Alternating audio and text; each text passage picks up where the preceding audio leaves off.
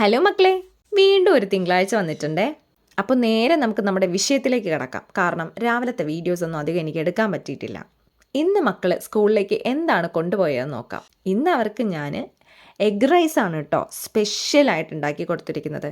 Actually ഇതെൻ്റെ first try ആണ്, പക്ഷേ അത് സക്സസ് ആയെന്ന് തന്നെ പറയണമല്ലോ. ഭയങ്കര ടേസ്റ്റി ആയിട്ട് എനിക്ക് ഉണ്ടാക്കാൻ പറ്റി. ഞാൻ തന്നെ ഉണ്ടാക്കിയിട്ട് ഞാൻ തന്നെ എന്നെ പോയിട്ട് പറയുന്നതല്ല കേട്ടോ.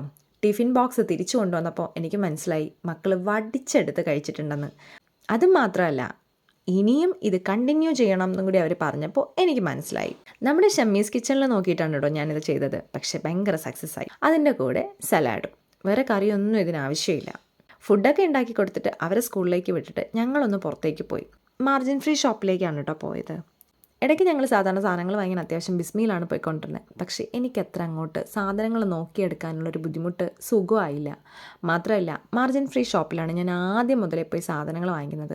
അതുകൊണ്ട് എനിക്ക് ഇവിടെ വന്നാൽ മാത്രമേ കംഫർട്ടായിട്ട് നോക്കിയ സാധനങ്ങൾ എടുക്കാനും പറ്റത്തുള്ളൂ. പിന്നെ നമ്മളെപ്പോലെ മിഡിൽ ക്ലാസ് ഫാമിലിക്ക് പറ്റിയ ഒരു സ്ഥലമാണിത്. അപ്പോൾ അതുകൊണ്ട് ഞാൻ ഇങ്ങോട്ട് തന്നെ വന്നേ. അങ്ങനെ നോക്കി എനിക്ക് വേണ്ട സാധനങ്ങളെല്ലാം ഞാൻ എടുത്തു. അത്യാവശ്യം വീട്ടിലേക്ക് വേണ്ട സാധനങ്ങൾ എന്ന് എടുത്തു പറയണം. കാരണം അത്രയ്ക്ക് തീ വിലയാണ് മക്കളെ സാധനങ്ങൾക്ക്.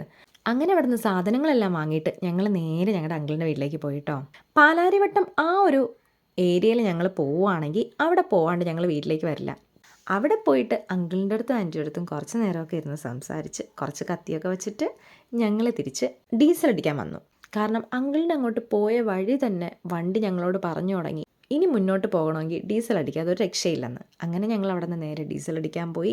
ഡീസൽ അടിച്ചിട്ട് തിരിച്ച് വീട്ടിൽ വന്ന് ഫുഡൊക്കെ കഴിച്ച് TV ഒക്കെ കണ്ട് അങ്ങനെ ഇരുന്നു. അപ്പോൾ ഈ വീഡിയോ ഇത്രയേ ഉള്ളൂ. അടുത്ത വീഡിയോയിൽ കാണാം. ബൈ.